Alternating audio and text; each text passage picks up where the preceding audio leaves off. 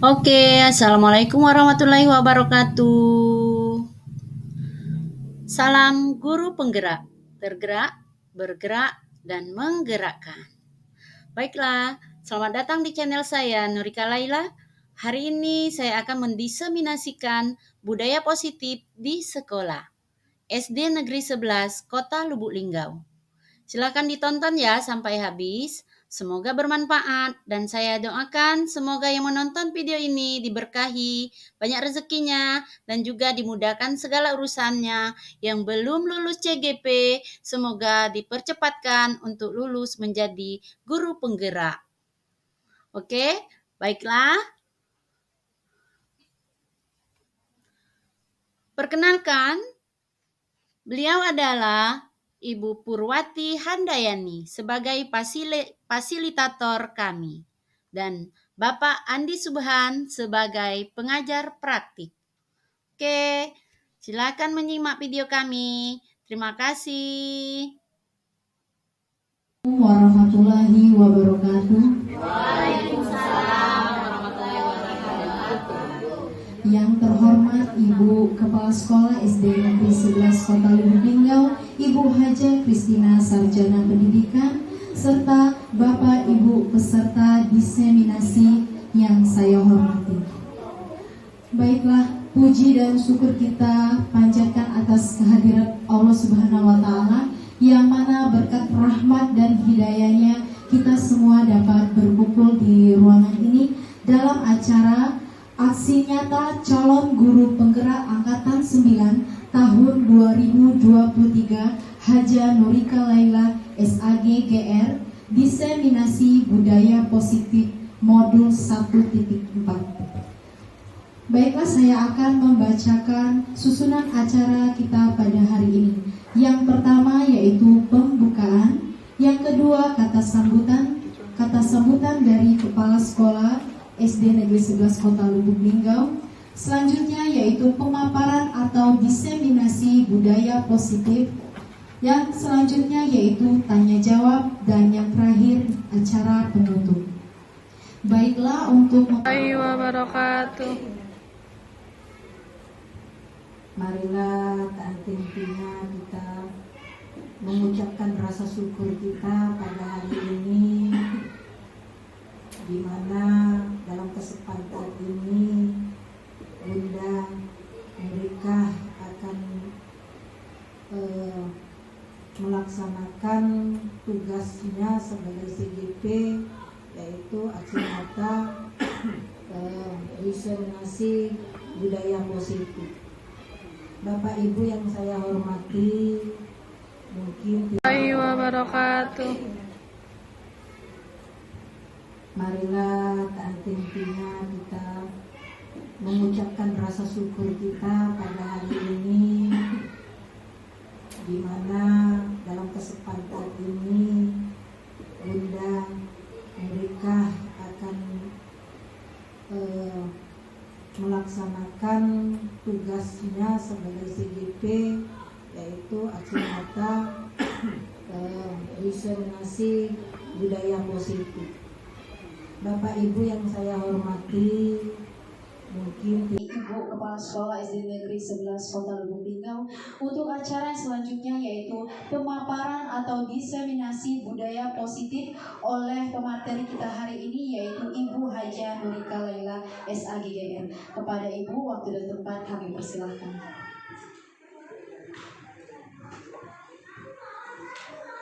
Cek. Terima kasih MC. Izin Ibu Kepala Sekolah. Oke, baiklah. Assalamualaikum warahmatullahi wabarakatuh.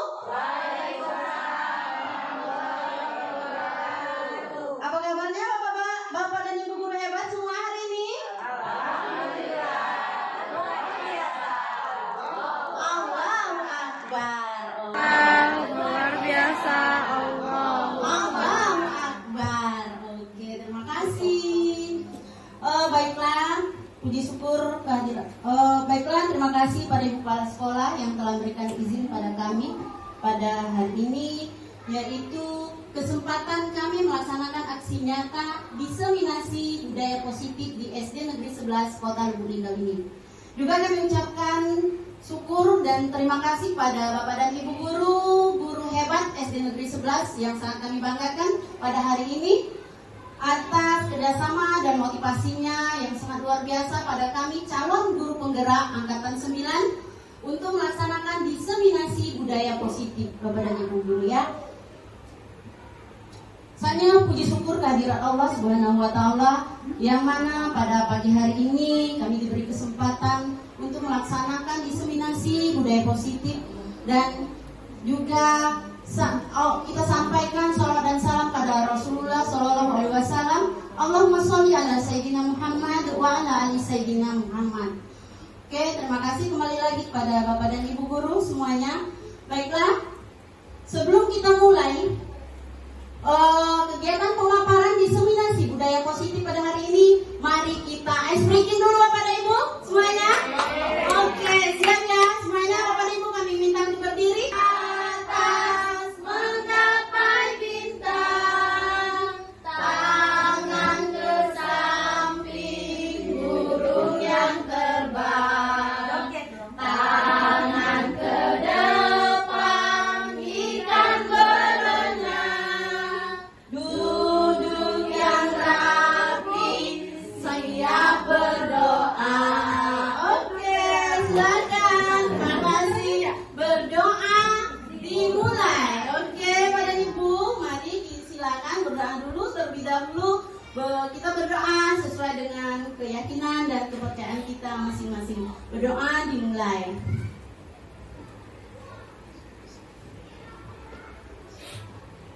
Amin. Oke, terima kasih Bapak Ibu guru hebat.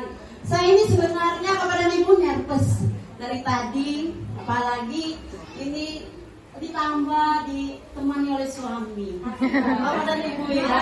Tapi ada suatu kebanggaan dan kebahagiaan saya ditemani oleh suami, sangat mendukungnya suami pada saya melaksanakan diseminasi ini ya, diseminasi budaya positif ini. Dan juga yang sangat membahagiakan bagi saya adalah saya berhadapan dengan Bapak dan Ibu guru hebat semua ya, luar biasa, motivasinya luar biasa, dukungan pada saya juga luar biasa. Saya ucapkan terima kasih sekali lagi. Kita lanjut Bapak dan Ibu ya.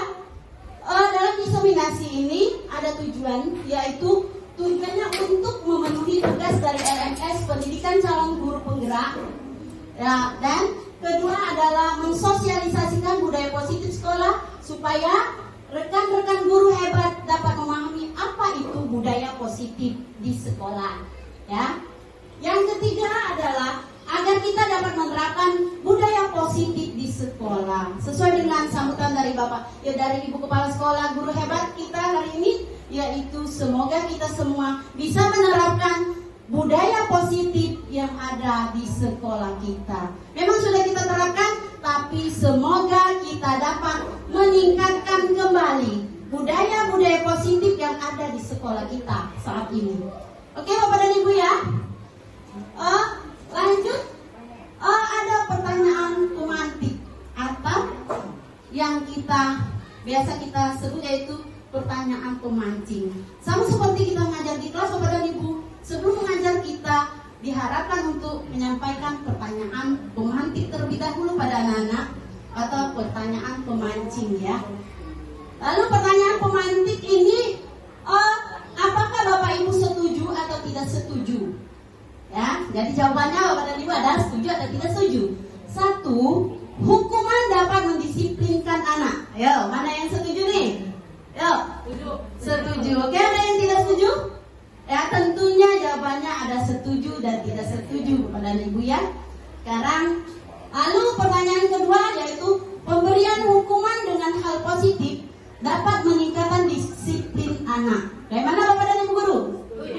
Setuju.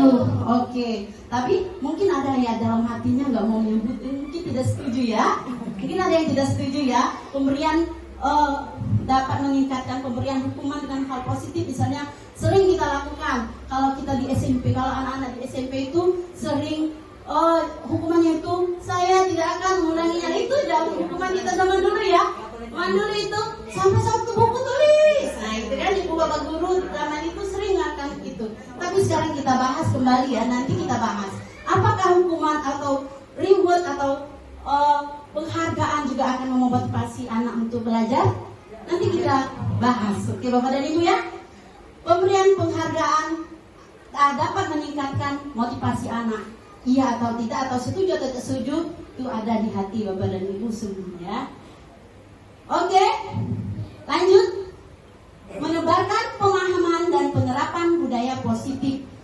Jadi diseminasi ini mungkin bapak dan ibu baru mendengar ya.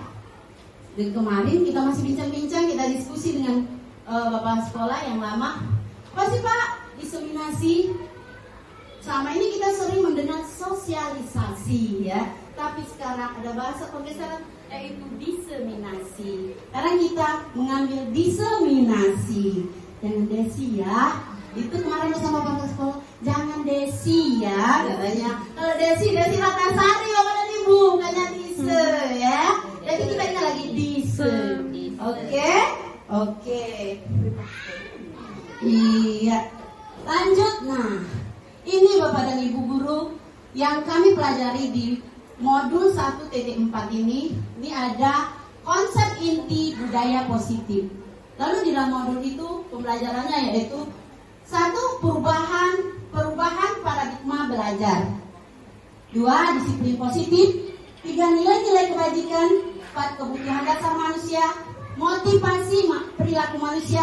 Posisi kontrol, keyakinan kelas, dan segitiga restitusi. Mungkin ada di antara bapak guru dan bapak guru hebat ini sudah mempelajari ini. Walaupun bapak dan ibu guru hebat sudah mempelajari ini, namun hari ini kita bahas kembali dengan 8 materi ini bapak dan ibu ya, yaitu pembelajaran dengan paradigma baru. Kalau pembelajaran paradigma baru, apa yang terbersih di benak bapak dan ibu? Pembelajaran paradigma baru, bukan pembelajaran jadul kemarin ya. Ya, pembelajaran paradigma baru. Sudah tentu ini bapak dan ibu. Profil pelajar Pancasila yang sudah kita pelajari selama ini yaitu profil pelajar Pancasila. Profil pelajar Pancasila itu ada berapa bapak dan ibu? Ada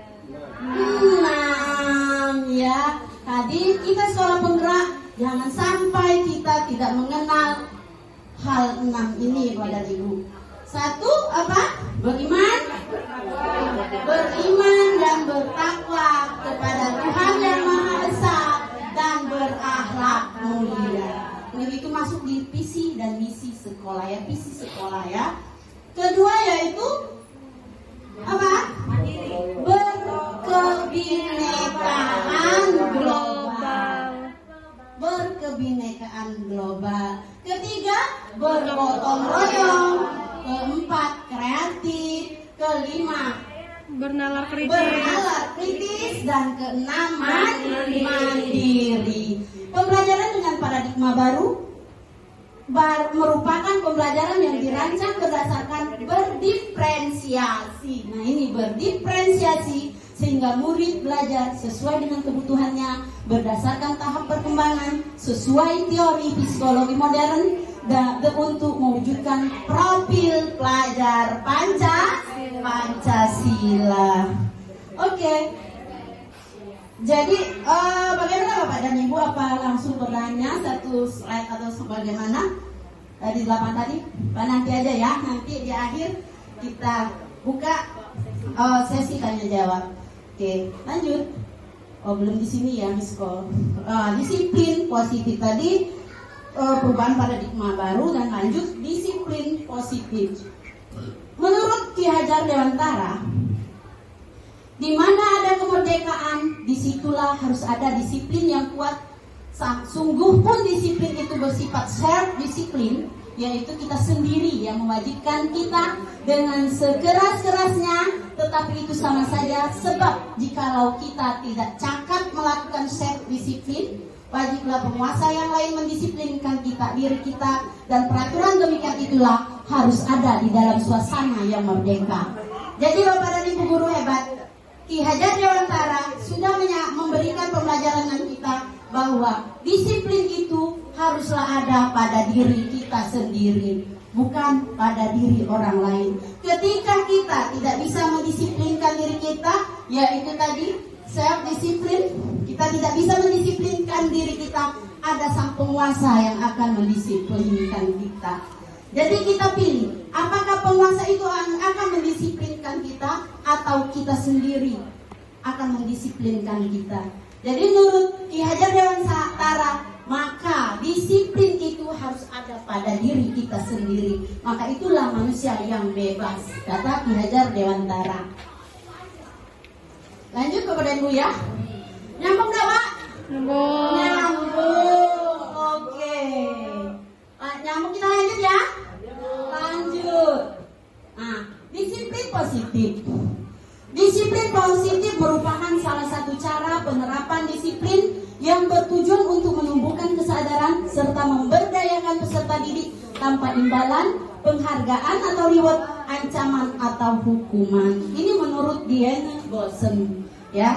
Diane Golson menyebutkan begitu, bahwa disiplin itu merupakan salah satu cara penerapan disiplin. Nah, dari sini kita bisa melihat nanti apakah penghargaan, ancaman dan hukuman itu dapat mendisiplinkan murid kita? Bisa kita lihat di sini dari menurut pendapat Diane Golson. Jadi intinya Ki Hajar Dewantara tidak menghendaki kita mendisiplinkan murid itu dengan hukuman, ancaman, penghargaan yang berlebihan. Jadi kita bahas ini di sini sekarang. Bagaimana cara kita mendisiplinkan anak itu? Oke? Oke, lanjut ya Bapak Ibu. Oke. Banyak dalam hati kita, kalau nggak kasih hukuman, gimana nih anak-anak? Lah, kalau nggak kasih penghargaan, apa anak mau? Makanya kita seorang guru, nanti kita akan pelajari ada kontrol guru. Ada Ibu ya. Lanjut. Disiplin positif sebagai pendidik. Nah, kita ini pendidik, Bapak Ibu guru hebat semua ya. Pendidik. Tujuan kita adalah menciptakan peserta didik yang memiliki disiplin diri. Tekankan lagi, yaitu disiplin diri, sehingga mereka berperilaku mengacu kepada nilai-nilai kebajikan universal dan memiliki motivasi intrinsik.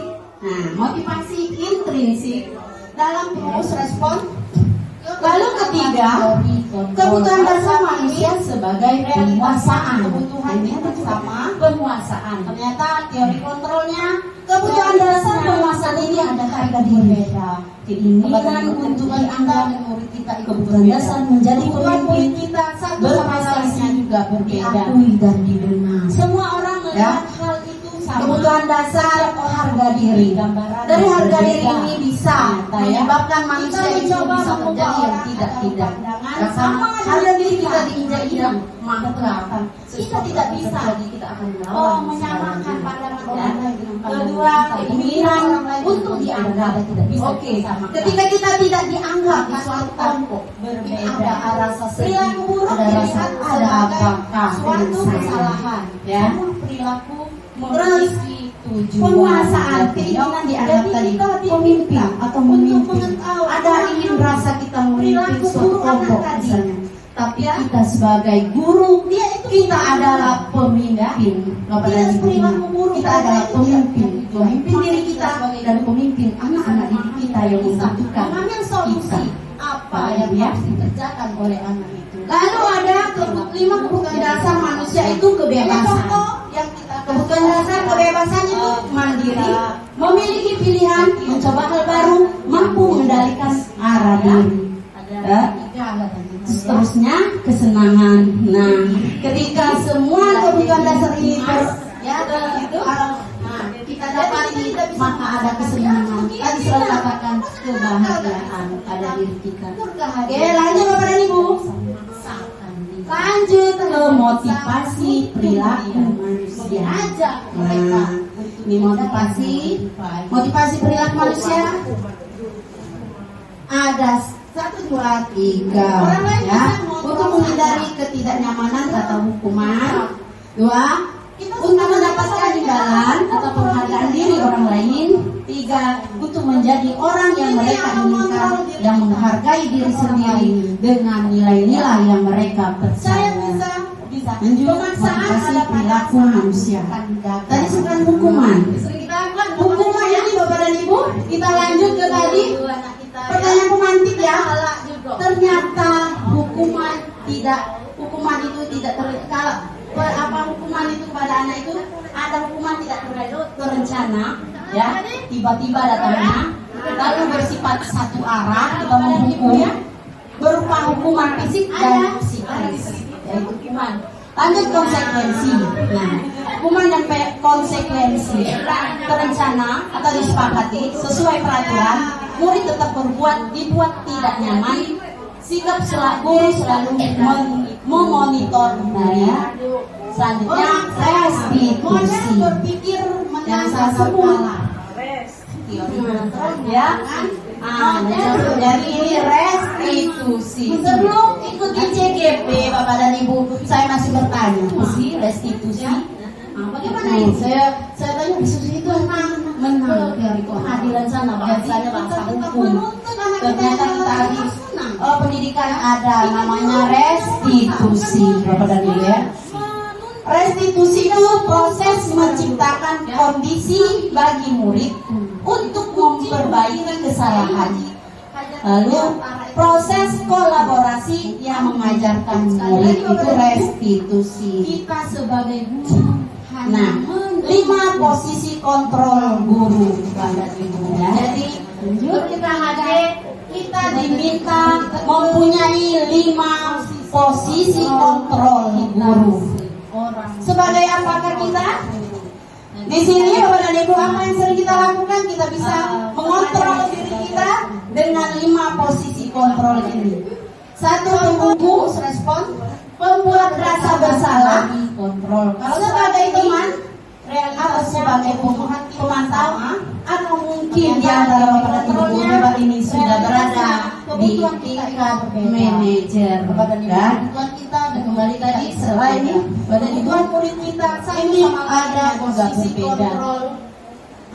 Miskonsepsi tentang teori kontrol ya, miskonsepsi itu ternyata ya, ilusi. Kita lihat gambar itu, ilusi guru mengontrol murid.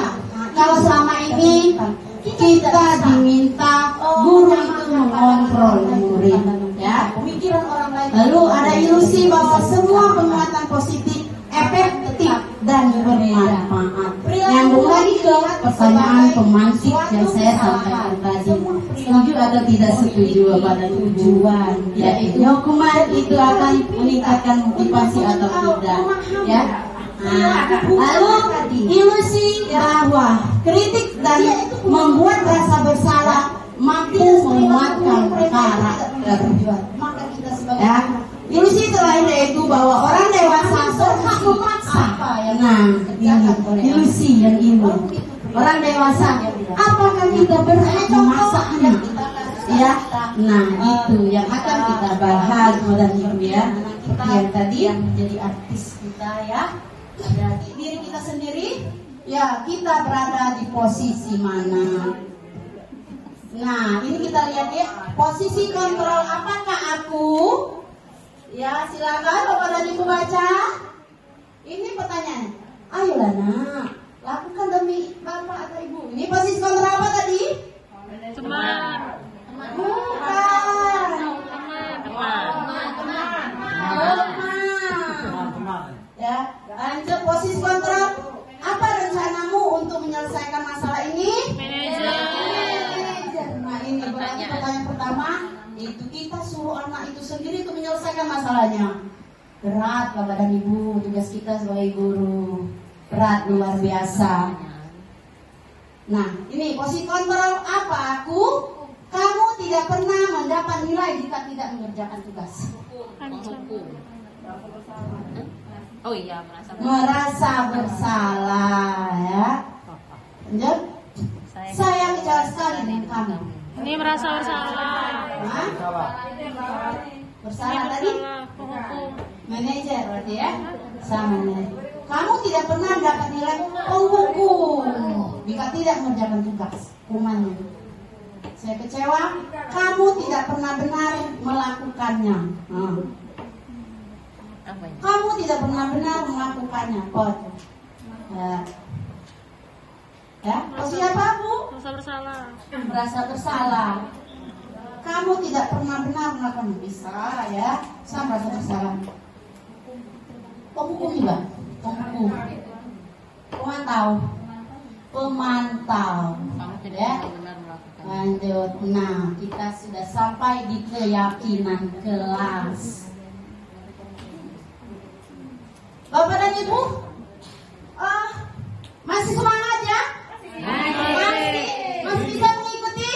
Masih. Sedikit lagi Bapak dan Ibu ya. Bapak sudah ya, alhamdulillah. Harus semangat Bapak dan Ibu, hebat. Sekolah penggerak. Tergerak, bergerak, menggerakkan. Nah, itu ya, hebat semua. Mengapa keyakinan kelas? Mengapa bukan peraturan kelas? Ya, selama ini kita percaya peraturan kelas, tidak boleh terlambat. Ya, itu tidak boleh tidak pakaian seragam, tidak boleh ini, tidak boleh itu, tidak boleh ini. Itu namanya peraturan, bukan keyakinan atau kesepakatan.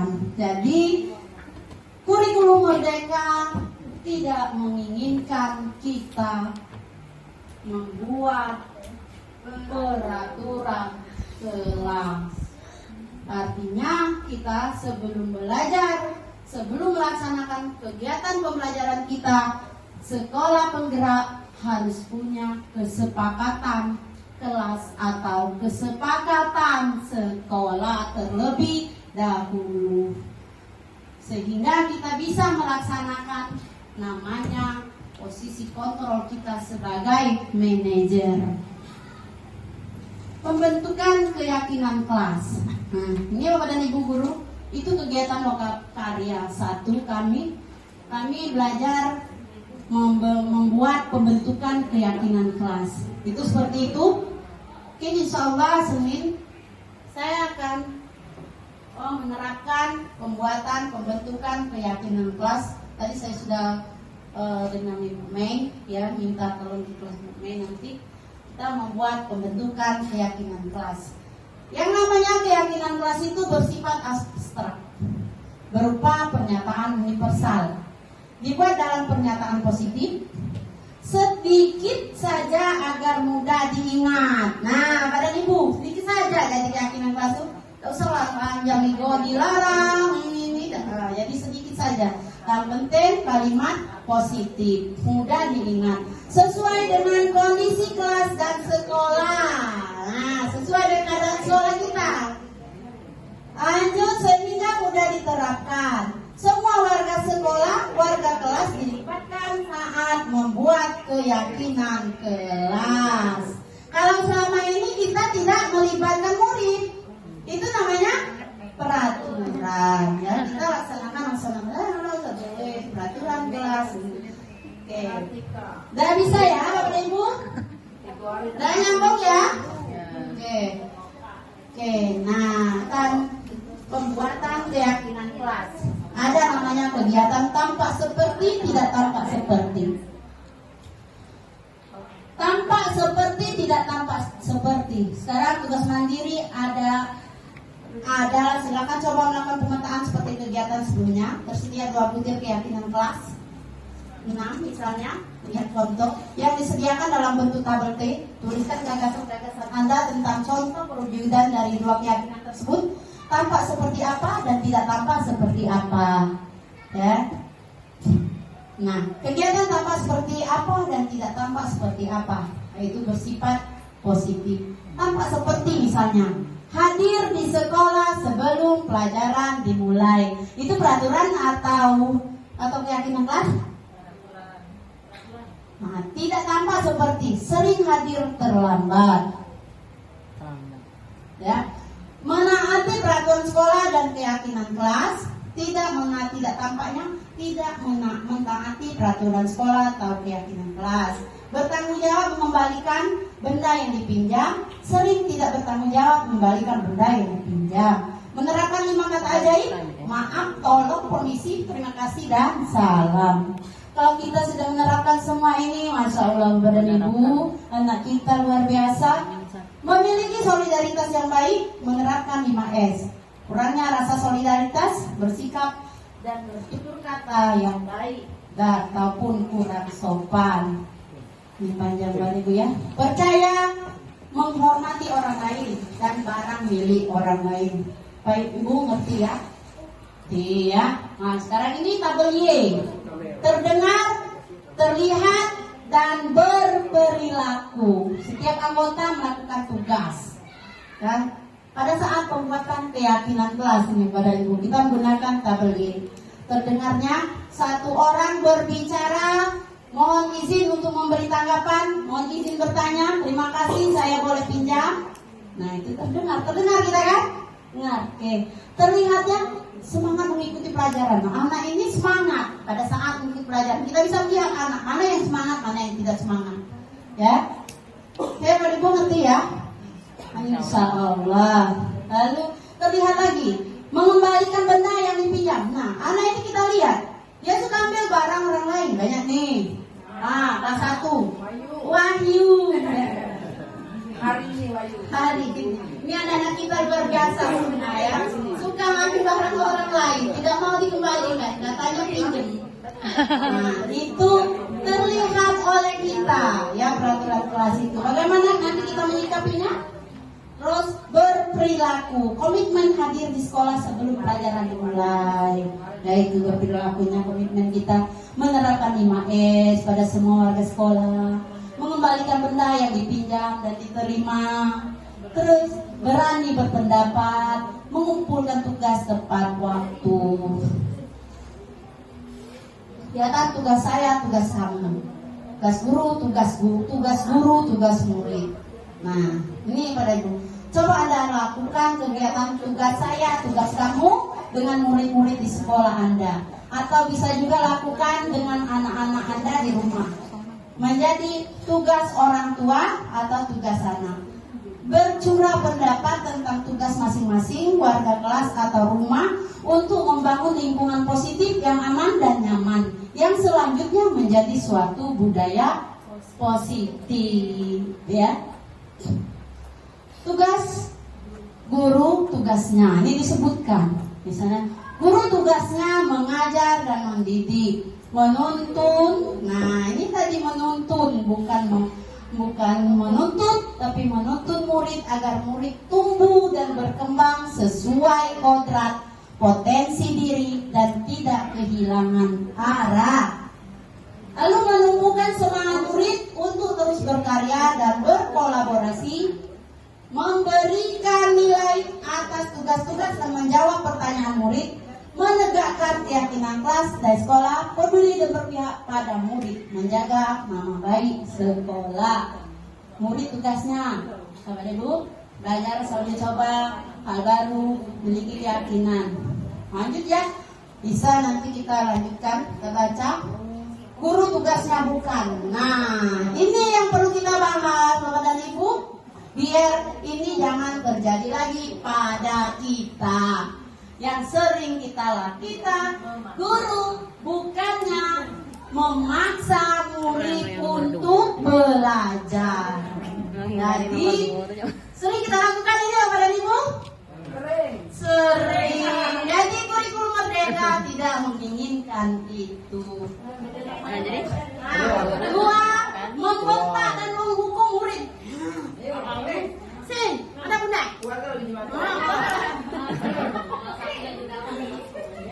Membentak dan menghukum murid sebagai posisi kontrol. Kita tanya pada Ibu, mari kita resapi ya. Artinya kita tidak boleh lagi membentak dan menghukum murid. Ketiga, membersihkan dan merapikan barang-barang murid. Nah, guru tugasnya bukan. Jadi sering kita lakukan Bapak dan Ibu, membersihkan dan merapikan barang murid. Mengapa ini tidak boleh? Karena anak tidak akan mandiri ketika selalu kita bantu secara pikan terus dia tidak akan mandiri. Sesuai dengan profil Praja Pancasila diminta mandiri.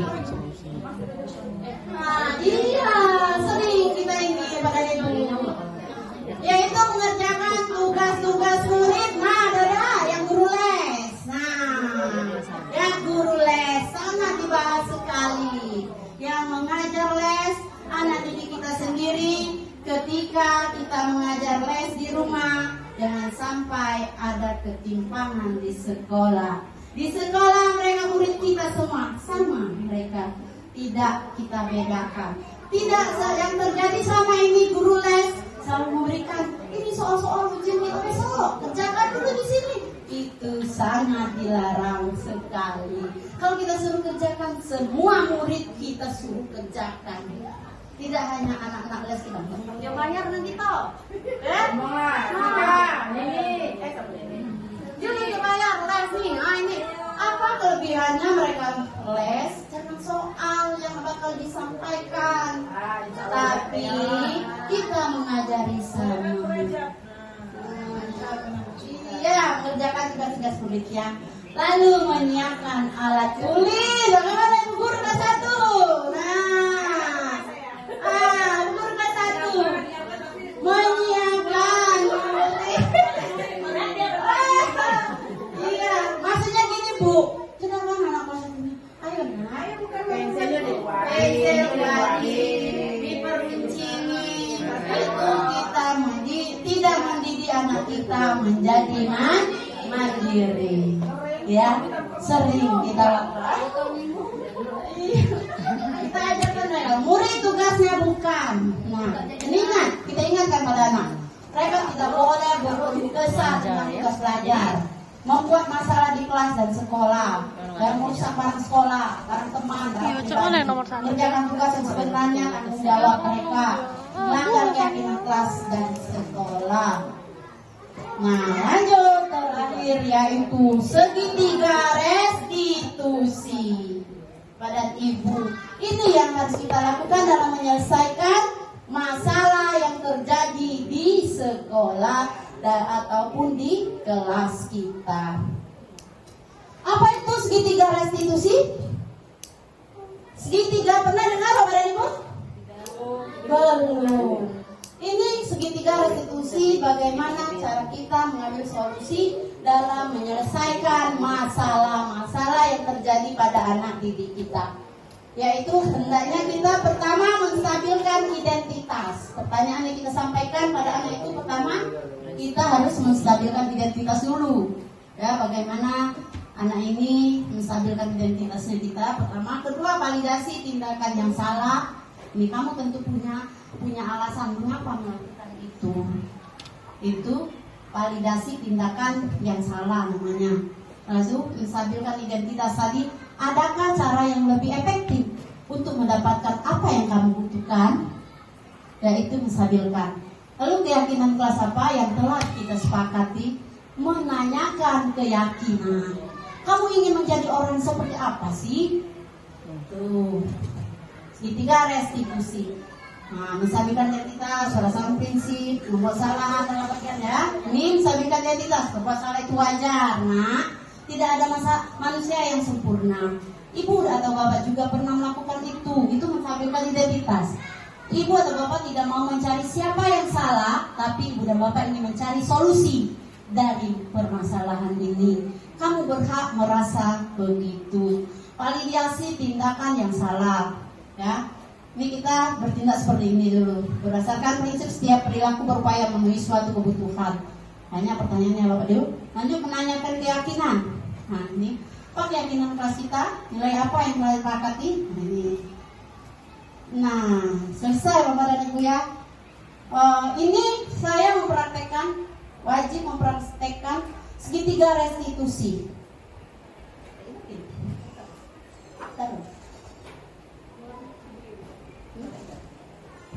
Ya, ini contoh segitiga restitusi yang saya laksanakan di sekolah kita.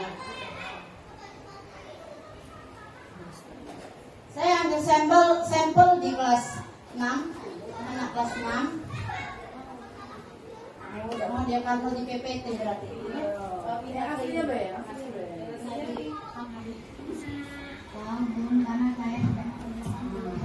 Menstabilkan identitas. Orang itu pasti melakukan kesalahan.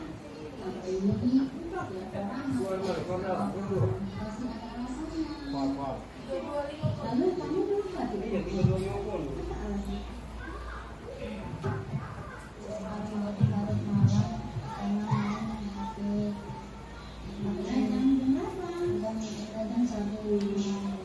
Akhirnya saya mengambil salah satu pelajaran sehingga tidak bisa mengerjakan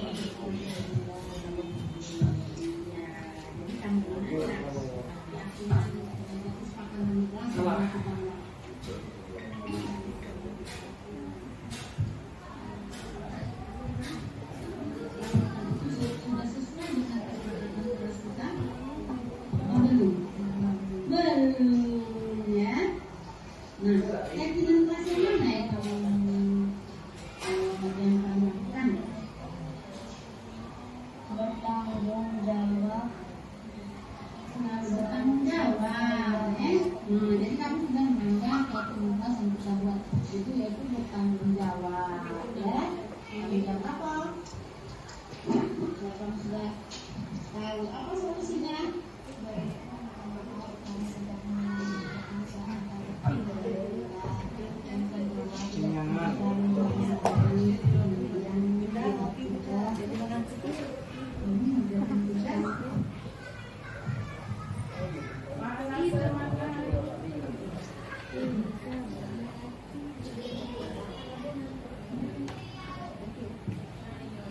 Oke, Bapak dan Ibu ya. Kita sampai di sini itu contoh dari segitiga restitusi yang saya lakukan. Ya. Benar atau salahnya saya sudah mengikuti petunjuk dari segitiga restitusi yang dilaksanakan yang ada di situ ya di modul itu ya Bapak dan Ibu. Ya. Apakah kita bisa melaksanakan itu? Paling tidak kita sudah berusaha Bapak dan Ibu ya. Ini tadi tadi.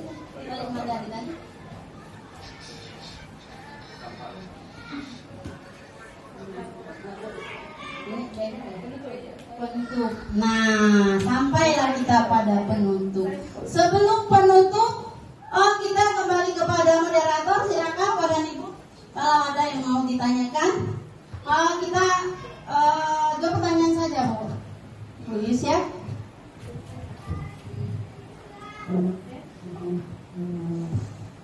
Baiklah, itu telah tadi diseminasi budaya positif oleh Ibu Haja Nurika Laila SAGGR.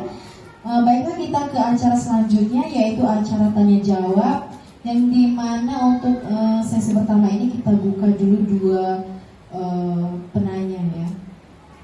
Baik, silakan untuk Bapak Ibu yang ingin bertanya untuk bisa ya silakan.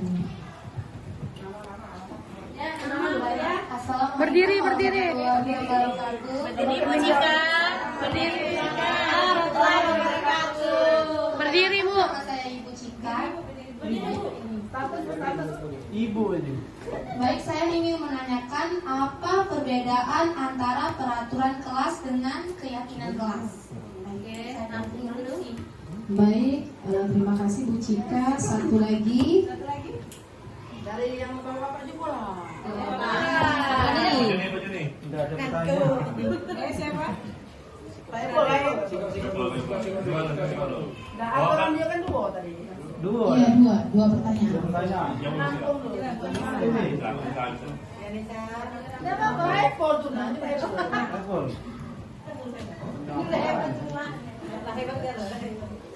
Assalamualaikum warahmatullahi wabarakatuh. Waalaikumsalam warahmatullahi wabarakatuh. Bagaimana caranya kita selaku guru dapat membedakan bahwa pada saat itu kita itu marah terhadap siswa atau mendidik terhadap siswa. terhadap apa yang diperbuat siswa pada waktu itu. Terima kasih. Baik, terima kasih Bapak Ustadz Saiful Amin. Pertanyaan yang pertama dari Ibu Cika, apa perbedaan antara peraturan dan keyakinan kelas? Dan pertanyaan kedua dari Bapak Ustadz Saiful Amin, yaitu bagaimana cara kita selaku guru dapat membedakan antara marah terhadap siswa dengan mendidik siswa terhadap suatu perbuatan yang telah mereka lakukan. Silahkan Bu Narika. Oke, terima kasih. Makasih. Pertama kita jawab dulu pertanyaan pertama ya, Bapak dan Ibu. Sebelum saya menjawab, saya lemparkan dulu kepada para audien. Kami persilakan Bapak dan Ibu mau menanggapi pertanyaan dari Bu Cika. Pak, Bu Anis, Bu Nisa, ayo silakan. Iya, boleh.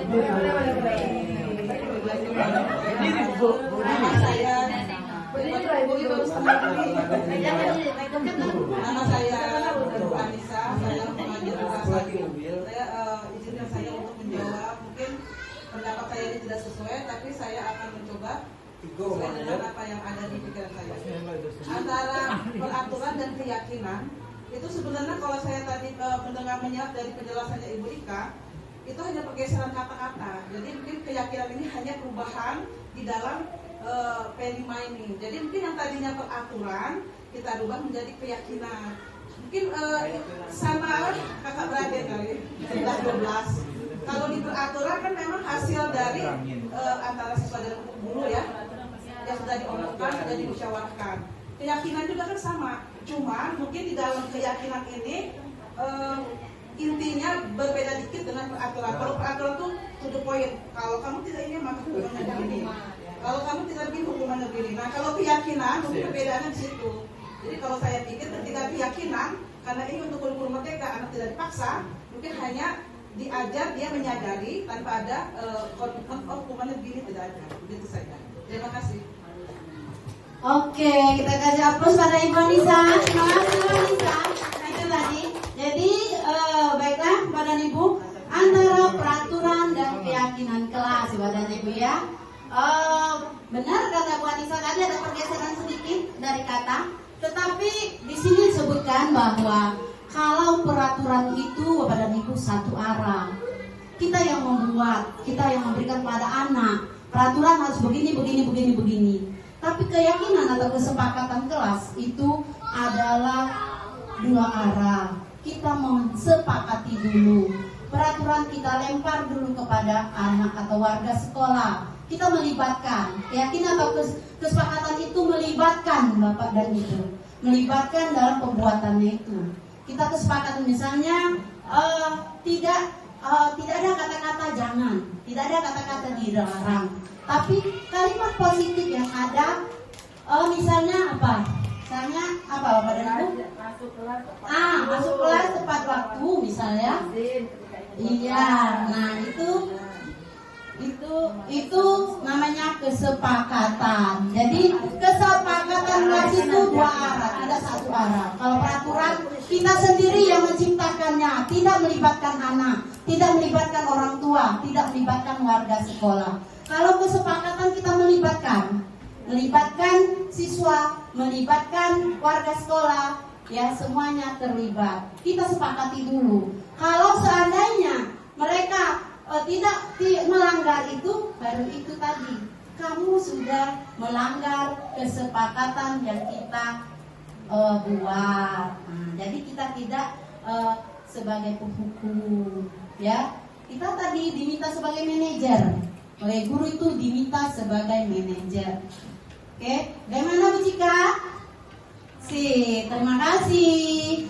Pertanyaan kedua ya, Iya baik, pertanyaan kedua yaitu bagaimana cara kita selaku guru dapat membedakan antara marah terhadap siswa dan dengan mendidik siswa terhadap sesuatu perbuatan yang dilakukannya.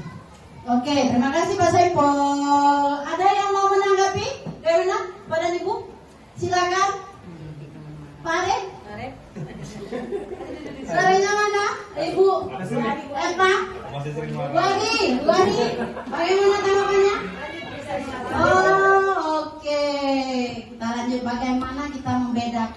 kita ini seorang pemarah atau seorang pendidik ya.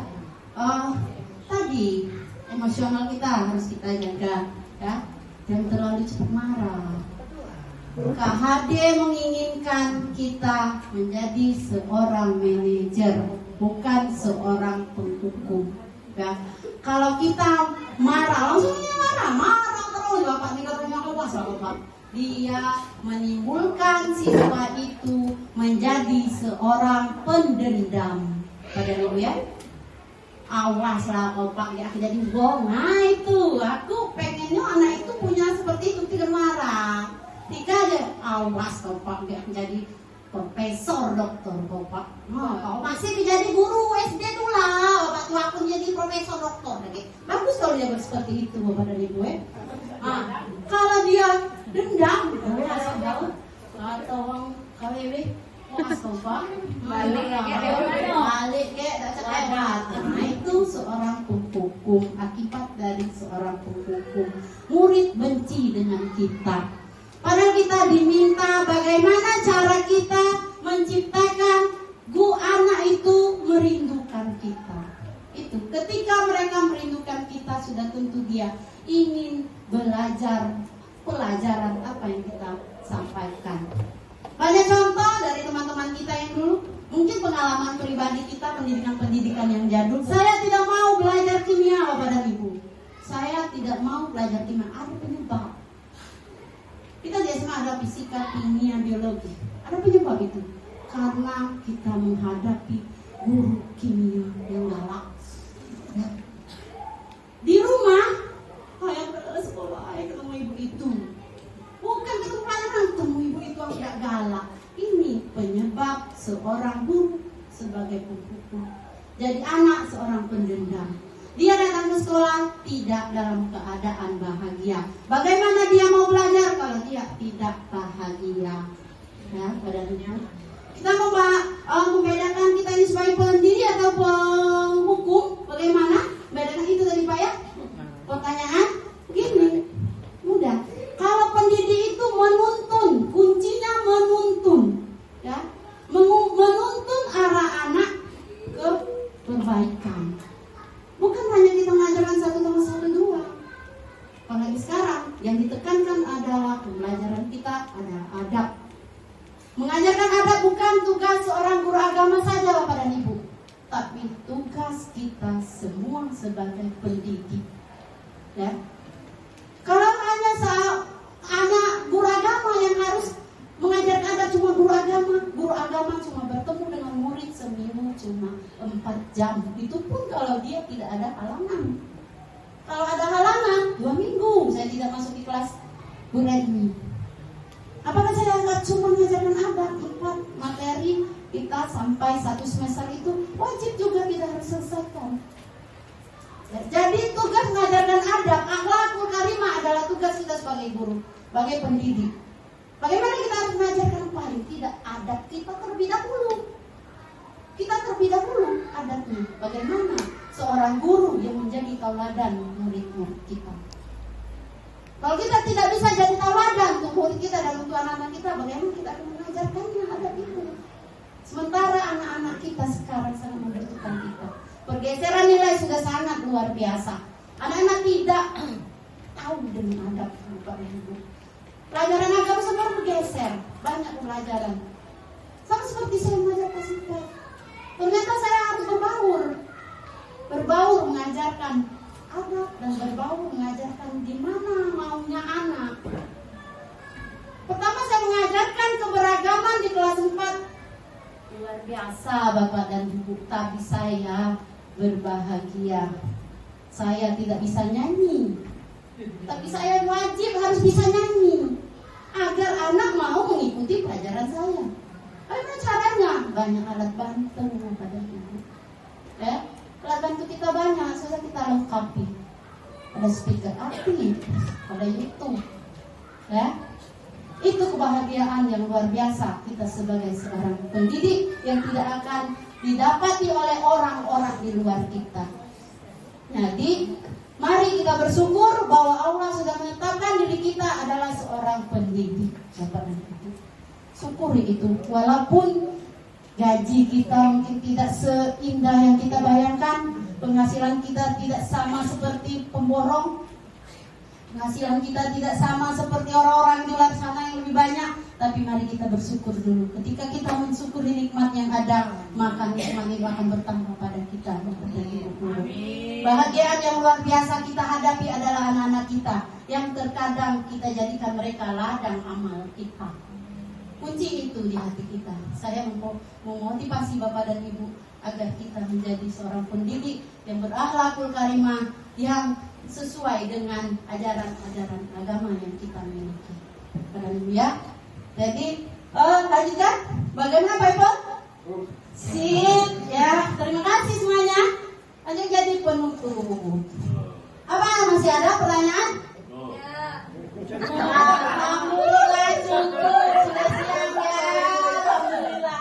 Sekarang penutup. Dalam penerapan program disiplin positif, hendaknya guru memiliki kepribadian profesional dan sosial yang baik, di mana guru mampu merefleksikan dirinya dalam posisi kontrol saat ini. Nah, mari kita tanya diri kita sendiri, bagaimana perjalanan dirinya sebagai among atau sebagai manajer?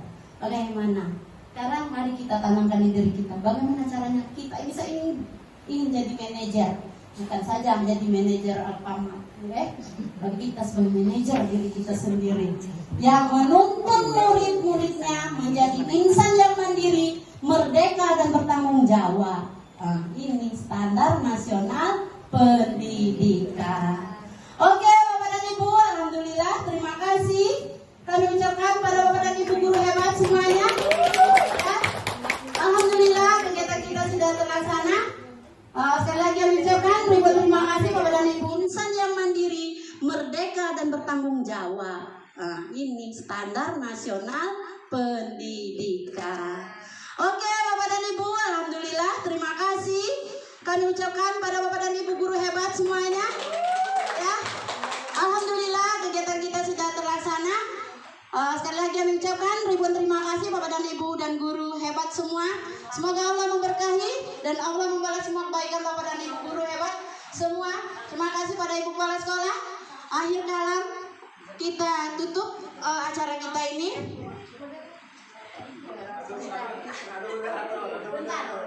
Bentar, saya ucapkan ribuan terima kasih. Billahi taufiq wal hidayah. Wassalamualaikum warahmatullahi wabarakatuh. Alhamdulillah, kami kembalikan pada moderator. Kami silakan Bu Yus Perianti. Baik, terima kasih kepada Ibu Bunda Raitno Rika Laila atas diseminasi budaya positif di sekolah untuk hari ini ya. Selanjutnya yaitu kita ke acara penutup. Untuk menutup acara kita pada hari ini, ada baiknya kita bersama-sama membacakan lafaz hamdalah. Alhamdulillahirabbil alamin. Baik Bapak Ibu, tidak terasa kita sudah di penghujung acara. Hari ini kita sudah belajar ya tentang budaya positif di sekolah dari pemateri hebat kita yaitu Ibu Haja Nurika Laila SAGGR. Semoga ilmunya dapat bermanfaat dan jangan lupa juga untuk dipraktekkan. Dan kami ucapkan terima kasih kepada seluruh guru yang telah mendukung acara kita ini ya, sehingga dan juga pemateri yang sangat luar biasa ini. Dan tak lupa juga kami ucapkan terima kasih kepada seluruh peserta yang hadir di acara ini, dan boleh kita berikan tepuk tangan apresiasi sekali lagi. Ada pantun sedikit ya, ke Cikini naik Ferrari, jalannya ngebut cepat sekali. Saya Yus Rangga MC, mohon pamit undur diri. Wassalamualaikum warahmatullahi wabarakatuh. Sehat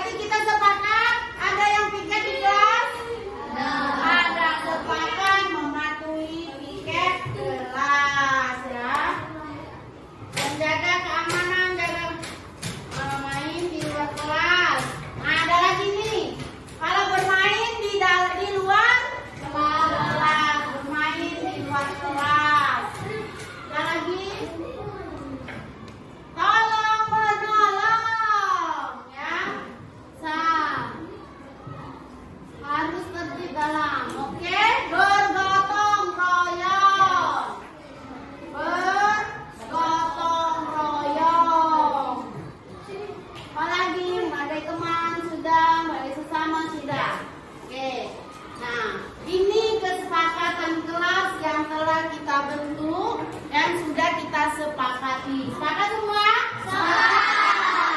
Alhamdulillah selesai kesepakatan kelas kita. Kita patuhi ya. Ya oke, karena kita sudah sepakat ini ya. Oke, terima kasih semuanya. Selesai, silakan. Assalamualaikum warahmatullahi wabarakatuh. Perkenalkan, nama saya Melanti dari SD Negeri 11 Lubuk Linggau. Setelah saya mempelajari dan mengikuti desiminasi budaya positif dari Ibu Haja Nurika Laila, kami sangat memahami tentang materi dan keyakinan kelas dan sangat memahami tentang desiminasi budaya positif sehingga kami akan menerapkan kepada anak-anak didik kami. Terima kasih. Wassalamualaikum warahmatullahi wabarakatuh. Perkenalkan, nama saya Yusra. Setelah saya mengikuti pelajaran pembuatan keyakinan kelas, saya sangat senang dan bahagia. Wassalamualaikum warahmatullahi wabarakatuh.